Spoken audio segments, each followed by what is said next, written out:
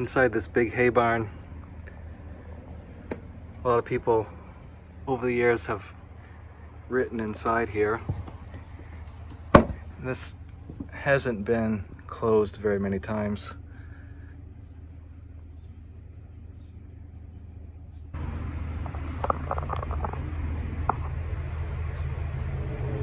(1861). So this is what they were round baling with today.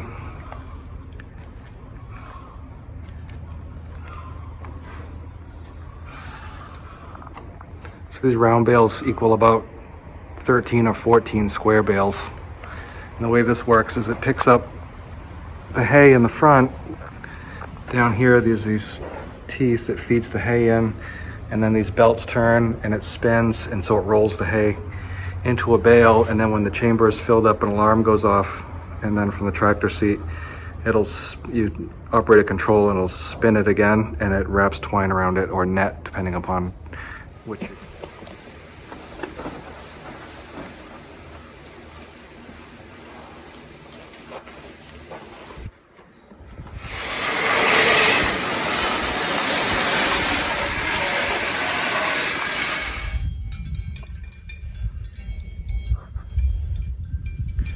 Can tell rain's coming.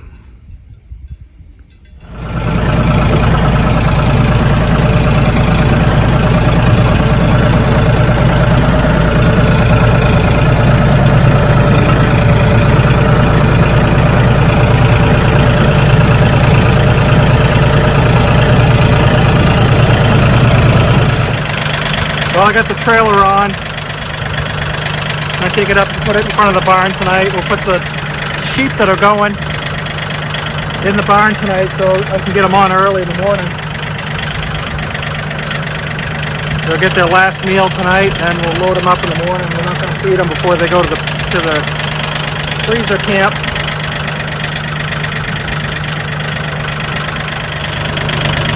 It just got poured on again. It just came out of nowhere. The wind picked up and absolutely downpoured, and I was out in the middle of the field, got soaked. But I've never seen the fields this green, this lush, growing this well in September. I don't think ever. It's really an unusual year.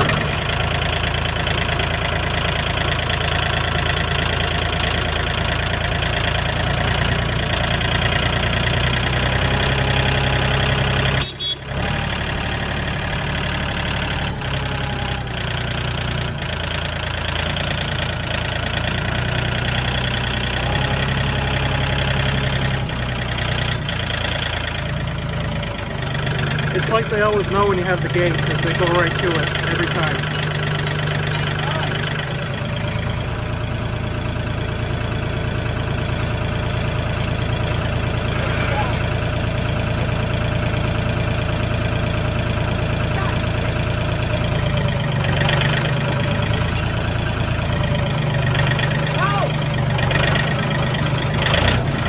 It's always fun going around this corner with whatever I've got.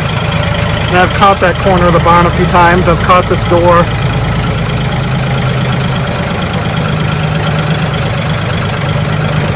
Looks like I'm going to make it through without hitting anything this time.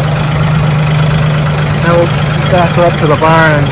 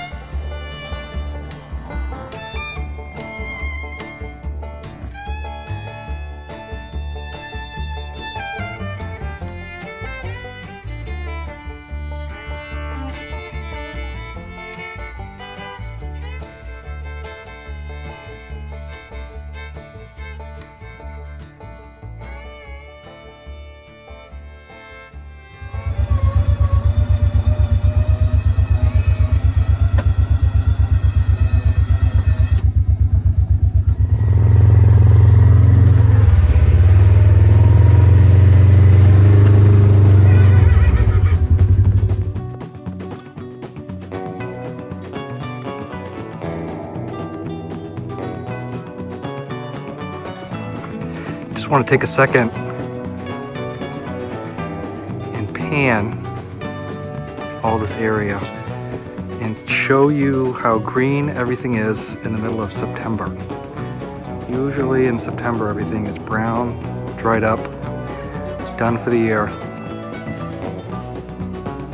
And you can see some dark green lines on the field where I spread manure, but usually this time of year it is not lush, it is dry, it is crisp, it is crumbly, very flammable. Fire warnings is always danger of forest fire this time of year.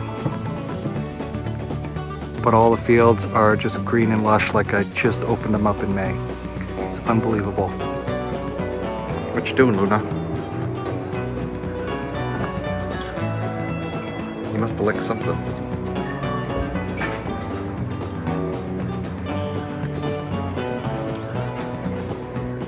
What are you after, Henry?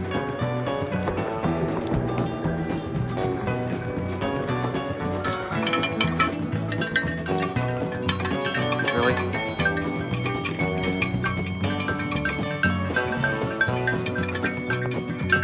There's enough feed out here to keep these guys busy all day. They've got water by the house. I've got the little hog now. Cows play with this and they keep knocking it over.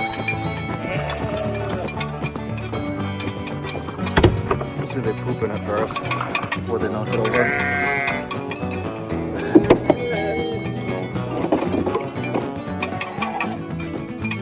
Let's go. Come on. Let's go. Come on.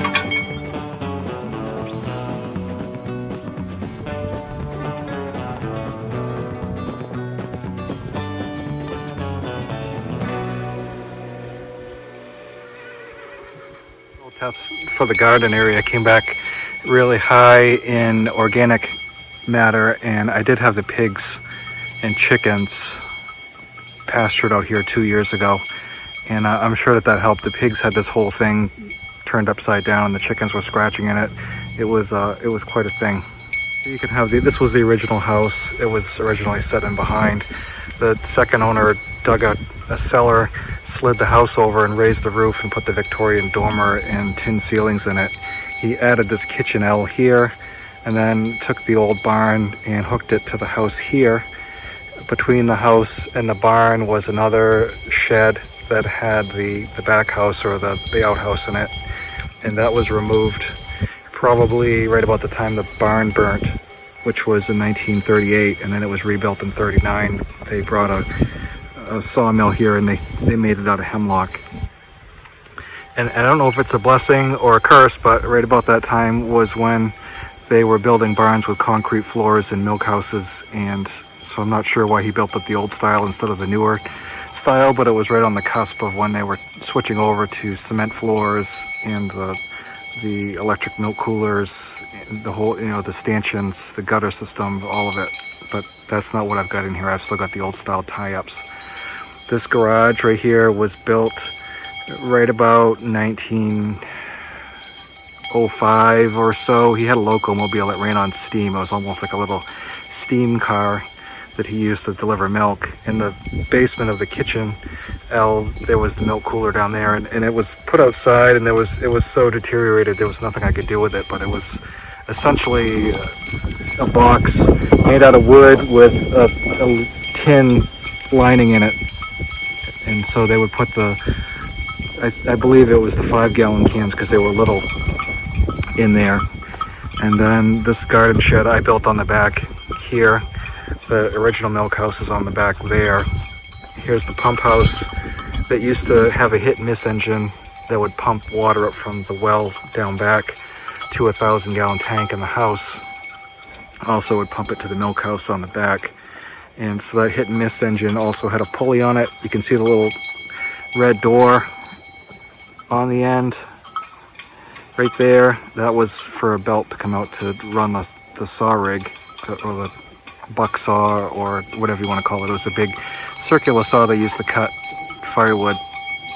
This is what you call a bank barn. It's actually built into the side of a banking, so you can put stuff underneath and you drive front to back. It's a New England thing. They adapted the English barns. The English barns had the big door on the sides, but with the snow coming off the roof, in New England, they changed it so the doors were on the ends. And also with an English barn, with the door on the sides, when you added more barn on, it put the center alley further away from where you would have your animals. So this way right here, every time you add on more vents or more bays, you would still be along the center alley. So a lot of these barns are 4 or sometimes 8 bays long. But this is a bank barn, and so it's built into the side of a banking with a granite foundation. It's sitting on rocks. It's in good shape. I have redone the roof and the front walls and shored up underneath really well. So this barn's in really good shape. Everything here has a new roof on it, and it's been a labor of love working here. Well, where these pesky cows are was another 2-story chicken house that was built at the same time by the same builder as the garage, because the architecture was identical, and it was sitting right here, and unfortunately the owner prior to myself let that fall down, and then ended up just burning it. Down below here is the sugar house, and right now I'm using it as a cider house. I have a cider press in there. I had an evaporator, but I sold it I think 2 years ago now. It just seems like everybody in town has maple syrup, so I just decided we weren't. One of the things when you're a farmer is you kind of have to take a look at what your market will bear, and I had to come up with a different plan. So we make a little bit of maple syrup here for ourselves, but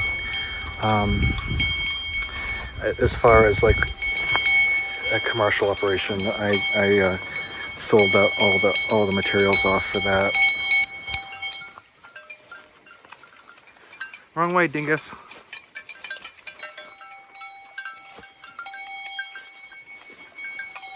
Come on. Let's go. Get. Come on. Let's go. What are you doing down here, Luna? You trying to get eaten? Let's go.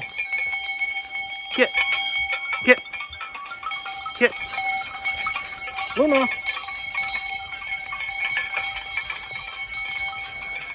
Luna, come on. Come on. You're gonna get eaten. Come on. Do not go that way. Come on. Luna, they've all gone to the barn. Come on.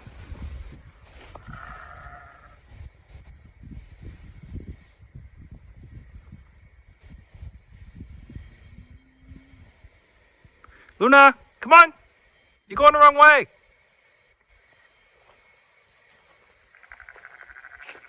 Luna, come on. Come on. There you go. That's the right way. Come on. Luna, come on. Let's go.